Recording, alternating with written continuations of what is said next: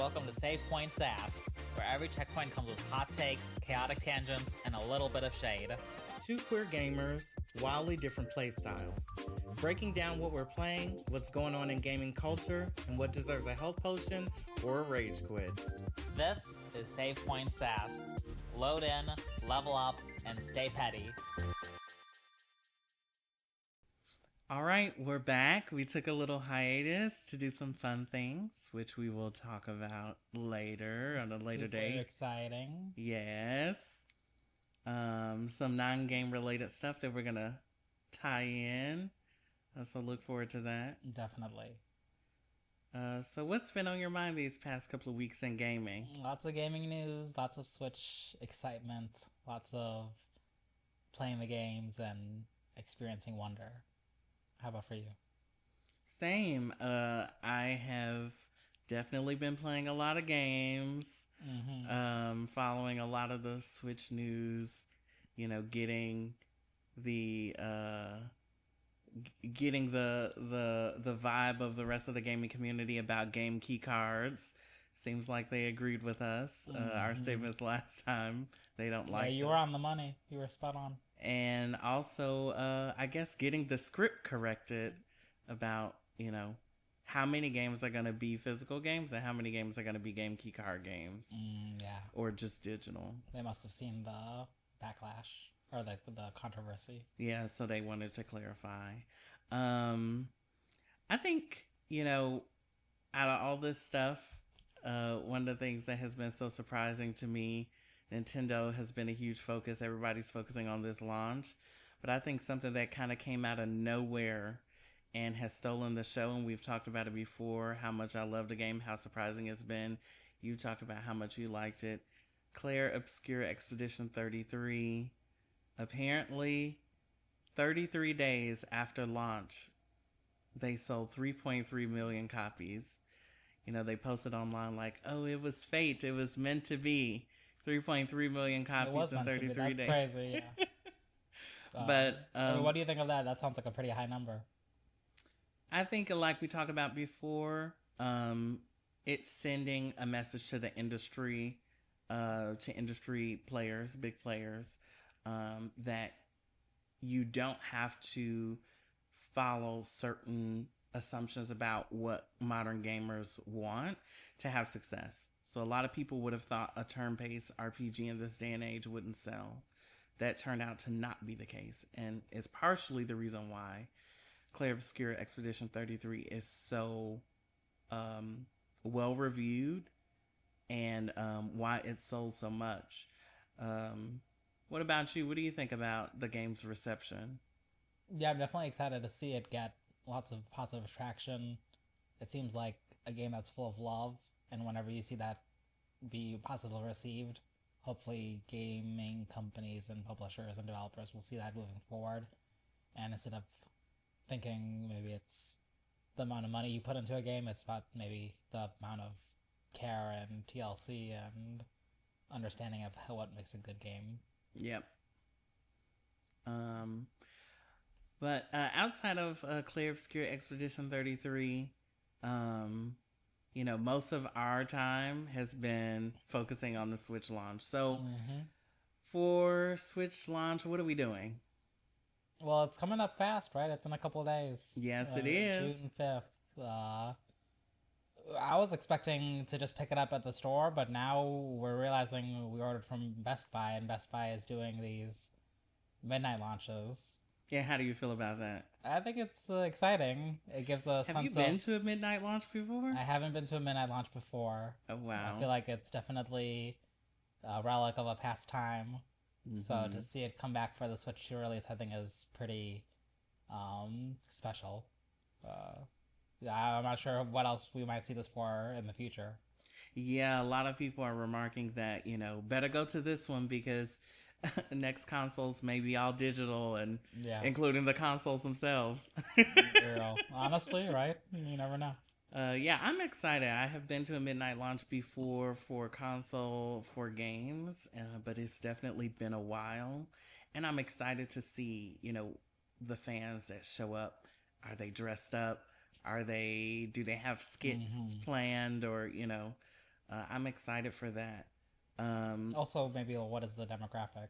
Are they And what's the older? Are demographic? they I think younger? it's gonna be people that are older. Yeah. I think that this is definitely an event that is gonna draw that speaks to the nostalgia of past times, and I think that probably older people have more of that feeling of Black Right. Friday, fighting people literally Exactly. to get Right. to the games.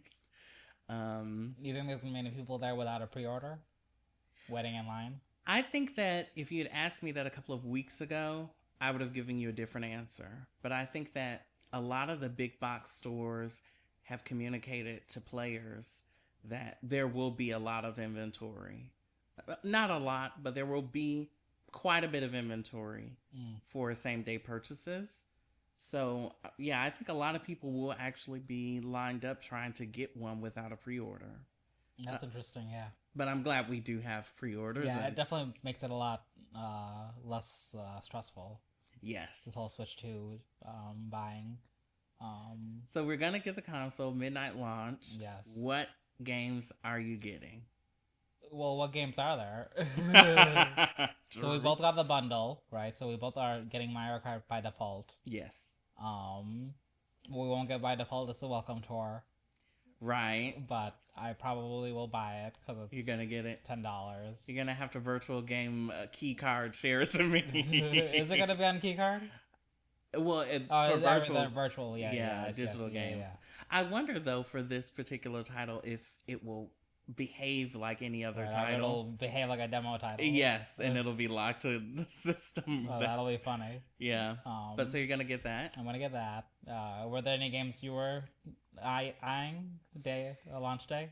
I think that my priority, as we talked about before, is physical games. And what has been announced as physical day one outside of Mario Kart World is Rune Factory, which I have played just a tiny bit of Rune Factory before. Honestly, Rune Factory is very similar to a game we're going to talk about next or a little bit later on. So I may be a little bit burnt out on the genre. No. So I'm on the fence on whether I'm going to pick it up or not. And the other game is Cyberpunk 2077. Yeah. So I actually own the game for PlayStation. And I may own it for PC on Steam. But I have never booted the game. So for me, I think that this is a good opportunity to pick the game up physical for the Switch 2. It's supposed to be the graphical showcase title. So I'll be seeing it with fresh eyes. And I'm excited about that. Outside of the two games that you said, is there anything else that you are thinking of picking up that's maybe not physical or? Well, I'm interested to see what they actually have at the Best Buy. They said there was going to be some content and accessories and games available to purchase when you pick up your Switch. Are you gonna get any of the game key cards or digital code and case games? No, I definitely want to try to stay physical if I can. What about the upgrades? The upgrades, I don't know how, can you buy those physical? I'm not sure. No, but I'm like, we have an extensive Switch 1 library. Right. Some of the games that were announced to have the upgrade. Yeah, I mean, I'm definitely excited to try some of the free upgrades. Some of them don't release launch day though. Okay. I think the Pokemon one does release launch day. And the Tears of the Kingdom or Breath of the Wild one too, right? Breath of the Wild. Are you interested in that? Well, Breath of the Wild and Tears of the Kingdom, maybe, but definitely the Pokemon one I'm interested in just to see the graphical upgrade. Okay. And and you said that one was free. And I think that one was free. All right. Well, I will be trying that one out too because I had a lot of complaints about Scarlet and Violet's performance. And from what we're hearing, I think you were telling me earlier that they announced actually what the improvements will be. So what were they saying about? They showed like a little bit of a demo. It looked like it was performing a lot better than it was on the Switch. Okay. Less stutter, less lag. Areas that were notorious for being laggy, like water and lakes, now look like they were performing a lot better. Okay. So I'm excited to see it in person and just maybe it'll give a nice nostalgic take, or maybe it'll be a taste of what's to come for these new games, Legends ZA, and any of the new games on the on Switch 2. You know what other game that I think is announced to get a free upgrade that it just occurred to me that I own and I might be excited to check out is Link's Awakening. Yes. And I played that game a couple of years ago, and it has a lot of performance issues too. So I don't have to purchase it. I'd be excited to see what the upgrade does for it. Outside of games, are we getting any accessories? We've seen that there's like the game chat camera, including a cute piranha plant version of it. Yeah. I think we saw like some carrying case. Are you interested in any of that? I mean, now that you mentioned the piranha plant was super cute, I would love that as just decor. I think that's what I was thinking too. I was like, as a decor item, that's really cute. Yeah. But I think actually the piranha plant one is not Nintendo. It's a third party in partnership, and I think people online were saying that it's actually a lower quality camera than the Nintendo one. I see. So, but yeah, it's a piece of like cute furniture or decoration. Yeah, that'd be cute. Yeah. Accessories. Maybe if there's a nice gaming pouch or like a gaming case for my Switch 2. Maybe if there's something tempting. I mean, I don't know until I see it, right? Yeah. I think so you're going on aesthetic. You're like, there's probably going to be like some nice aesthetic purchases. Just maybe some stickers if they have. Okay. To deck out the Switch. I think that, on my end, I'm really looking for utility. And, there were some comments of people who just recently went to like a press event where they had a hands-on, and people were saying that the console actually is much bigger than you think it is from watching videos and seeing it in pictures. And these people had encountered it before at the event a couple of months ago. But then they encountered it again and they were like, well, we forgot that it was such a much bigger console. Yeah. So I'm considering maybe a carrying case.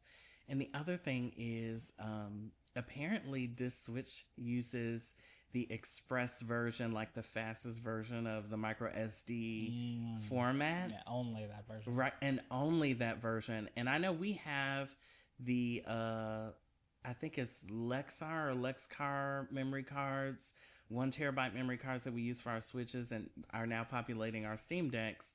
And I think they're the express version, but that might be an accessory that I have to pick up. I know we're getting more storage in Switch 2, but I have a lot of Switch 1 games that are digital that I might want to download. Outside of accessories though, something that I'm excited for that's free that we might potentially get is this collector coin. Yeah, the collector coin. I'm excited. I had no idea this was a thing, but apparently Best Buy is giving out some collector coin freebies for people who purchased the Switch 2 and pick them up release day, midnight. And early. Because I think it said in limited quantities or... So we're hoping to get one. Yeah, You think we're going to wait? No, we're hoping to get two. Yeah. So yeah, I guess back to, are we waiting in line? What time? So we're in Central Time Zone. Well, I gotta work. No. So 11 p.m. is probably going to be our release day time. Well, we're not sure, but we will definitely be there before 11 p.m. Yeah. Maybe at least in the area. Yeah. Because I think, one, we have to account for the line. I do think that there are going to be other people. Yeah. Trying to get it same day. Yeah. And also picking up. So, it'll be soon. Fingers crossed that we get both our Switch and the collector coin. Yeah. And maybe some freebies and accessories and games. And pictures or something. Yes.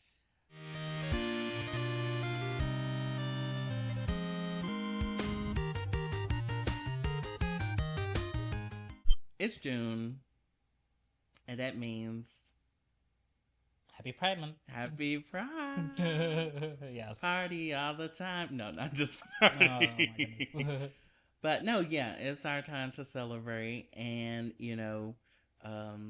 we're gonna celebrate by playing a game, uh, Lego Horizon. Yes. And we're playing this game because it features a spoiler alert, spoiler alert, spoiler alert. It features a queer icon. Yes. To those who have finished Horizon Forbidden West, they will know that Aloy is queer. So we're going to be playing a game. Yes. And the reason it was on our radar is because you saw a post. Oh yeah.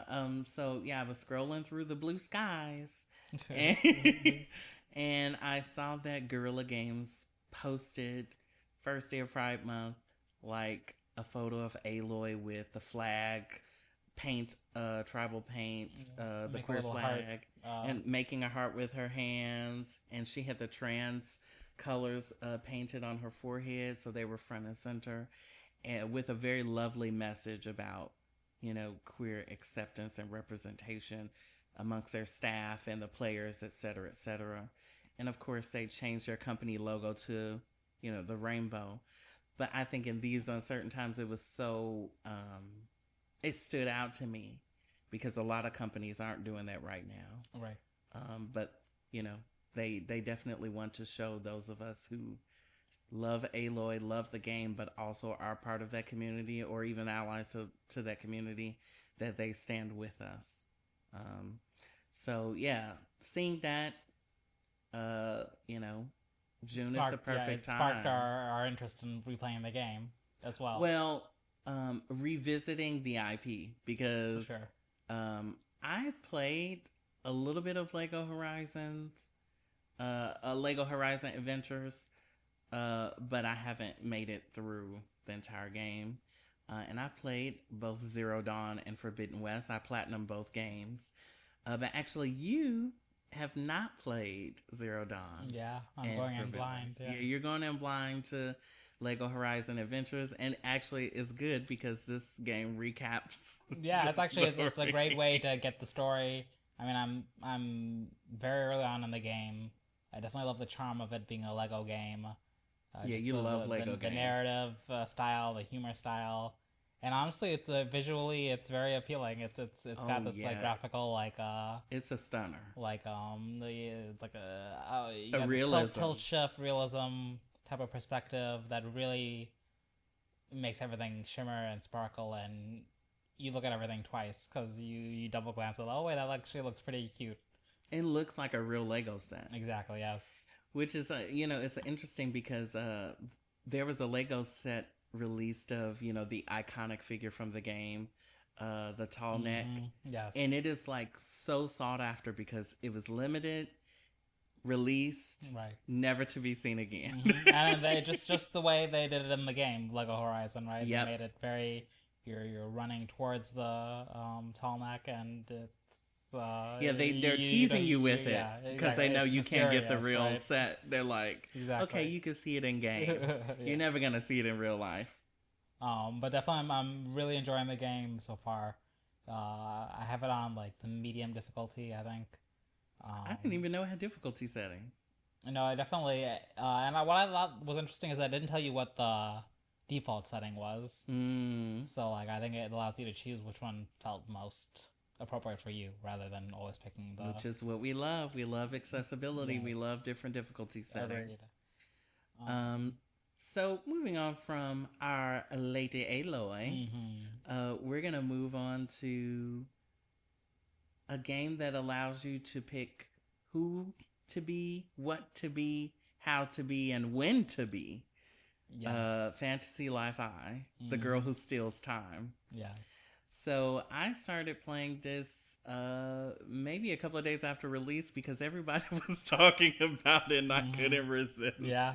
I mean, you had said it was on your radar for quite a bit of time. Well, yeah, I remember probably more than a decade ago, this game, the very first iteration of this game, was announced with a 2D clip. And it was like in the style of, I don't know if anybody remembers Professor Layton. Professor Layton had a game within a game in it. And it was like a 2D game that you played within Professor Layton. I think it was maybe the second or the third game. And this game basically had the exact same art style. And they were like, well, don't be fooled by its cute 2D graphical style. This game will allow you to live out your wildest dreams. And I was so interested in the concept, especially paired with 2D. And then I think for a couple of years, people were talking about the game like, well, when is it going to come out? We haven't heard anything for so long. And I believe it was in development hell for such a long time that it didn't release until the 3DS. So, and by that time, I think I had moved on to other things. Yeah. And I didn't actually know that it released. And so this is my introduction to the series that I dreamt about and really was in awe of the concept back then, and never got a chance to play. Apparently, though, this is a sequel. So it's actually, people are saying it's a remaster or remake. But I've looked at stuff at the original release, which was, I think, 2014, 2015. And yeah, it's not the same game. But I'm loving it, having a lot of fun. Had you heard of the game? I had not heard of the game. But seeing the trailer and playing a little bit of the game, I can definitely see why it's so enticing. It really attacks you on all angles. Yeah, there's definitely, that is the right word. Attacks you on all angles.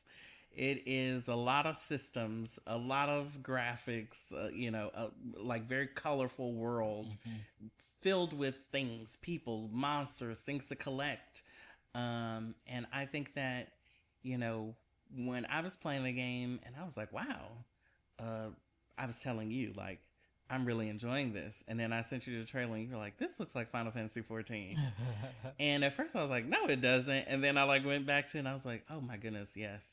Like the job concept, the crafting, all the systems that go together. It really is like an MMORPG, just partially offline, because there are online dungeons and you can go into other people's worlds, random people. I don't know that. Your friends, to go on quests together or to mine stuff together. But for the most part, it is an offline, MMO style type of game. I've spent to date, I'm almost done with the game. Yeah. And I've spent about 30 hours. And I think that I actually have not, I think that I've unlocked almost every job. I've crafted a lot of stuff, but there's so much that I haven't had a chance to get to yet that honestly, I feel like I got more than my money's worth already with the game. I believe it. Yeah. What about you? I mean, I'm definitely excited to play more. I'm interested to see if you get to the ending. If you actually are close I'm very to the end, close. you think so? I thought that there was going to be like a bait and switch. But no, I think I'm really getting there. But everything you've said about the game so far really makes it seem like something that you put yourself into it, and then you wake up a week later and it's been 50 hours of gaming, deep dive. It's definitely a game I don't think that I will platinum or get all the trophies because some people are like, I play 500 hours to get, and I'm like, well. But so, I mean, what has been your favorite part so far with the game? Honestly, I think that the game is extremely good at varying the gameplay, and there's not too much emphasis on, let's say, combat versus crafting versus resource gathering. It very organically puts all of those things together in the same space, and even when you go through dungeons, it cycles through what you do. So you'll have one room in the dungeon that's completely filled with mining challenges or gathering challenges, and then you'll go to the next one and it'll be battle challenges, and then you go to the next one and maybe there's a puzzle or something, and nothing ever overstays its welcome.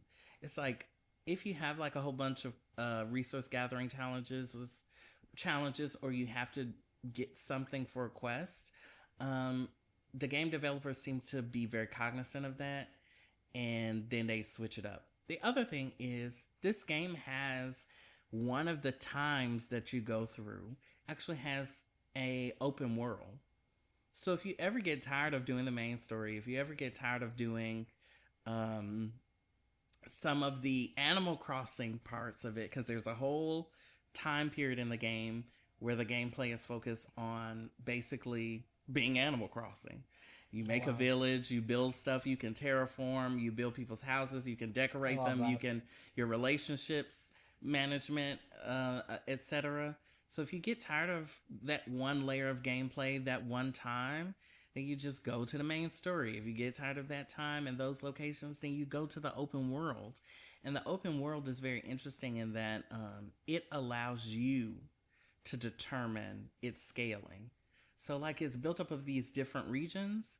And once you go through the different regions and you unlock them, kind of like the Breath of the Wild towers. So you unlock them, right? And then you can level up each region. So let's say you're like level 50 and you're like, well, I need harder stuff because I'm trying to level up. Well, you can level up the region by doing quests. And then, you can continue to level up. And then let's say you're like, well, I need to gather resources and I'm not really trying to have a hard time. Well, then you can just go back and change the level all the way down. So it really allows you to the whole game allows you to tailor your experience and kind of like have a bite of your hamburger, have a bunch of fries, have a mouthful of Coke, and go around and around and around until you're like, okay, well, it's 20 hours later and I never slept and I didn't go to work. And would you say that's what also people are enjoying what you're seeing online? Yes. That's what their assessment is as well? I think that people are really enjoying the very gameplay, and I think people are appreciating that how much content is in this game and how well polished it is. It's not like all these systems are just thrown together or that the game is thrown together. It's very polished. Everything fits together extremely neatly, and I think that people are appreciating that for the price. Yes. Because I tell you what, this game $180. But no, yeah, I think that I'm having a good time with this game. And, I know we talked about Claire before. We talked about, I think, Blueprints before. I got to go back to those games. But as the wheel turns, I'll probably find the next thing that I want to play. So what are you looking forward to playing, in the meantime? That's not Switch 2. Definitely playing more Lego Horizons. Okay. Definitely wanting to play some relaxing. We found some relaxing games as well. Yes. We got this Lodal Knots game that's been super cute and kind of relaxing. Similar to Power Wash Simulator, where you're cleaning up oceans and helping the animals. Helping the animals. Yeah, I actually have been playing that game a little bit, and I have really been enjoying my time with it. And, it really is a relaxing, soothing experience. Like at the end of the day, you just turn it on and then it's like, woo-sa. Yeah. So I'm excited to hear our assessments next time. Yeah. Well, we'll see you all on the other side of the Switch 2 launch if we survive it. If we survive with our Switch 2s. I love that. Until next time, it's been Dee and Shawn. See you then. Stay sassy.